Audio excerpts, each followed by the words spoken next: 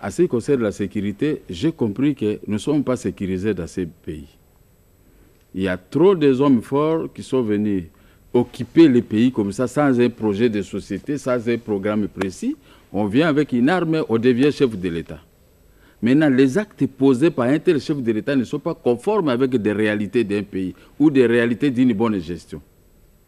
J'ai toujours observé, jusqu'à aujourd'hui, des arrestations, des tueries, des rafles de biens, des menaces. Donc l'argent ne reste pas, des contribuables congolais ne restent pas dans les caisses de l'État. Conséquence de tout ce que j'ai observé, il n'y a pas de route, il n'y a pas d'électricité, il n'y a pas de bonnes choses, les scolarisations des enfants posent des problèmes. Deuxième conséquence, tous ces enfants non scolarisés sont dans des grandes avenues en train de demander l'argent et vous les surnommez des Koulouna. Mais aucun gouvernement accepte que les Koulouna là, c'est notre propre marque déposée. Tout le monde veut se jeter des responsabilités alors que vous avez la gestion entre vous-mêmes en tant que président de la République, en tant que ministre de l'Éducation, en tant que ministre tel, ministre tel. J'ai observé toujours. J'ai regardé maintenant dans l'économie et j'ai vu que les Belges nous ont laissé des entreprises de grande qualité. Je prends l'Amiba, je prends aussi la Gécamine. La Gécamine est morcelée est morcelée et il y a trop de mercenaires qui sont venus maintenant envahir la Gécamine, que les Belges considéraient comme les poumons de l'économie belge, du Congo belge à l'époque.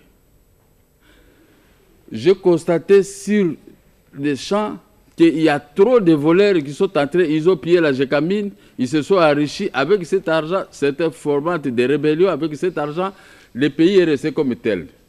D'autres veulent devenir chefs de l'État avec de l'argent volé de la République, mais ils ne sont pas inquiétés pour l'argent, certains sont inquiétés pour autre chose.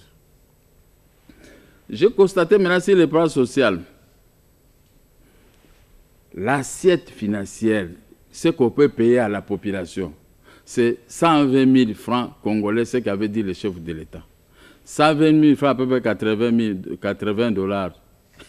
Mais les députés touchent, je ne sais pas si c'est 6 000 $.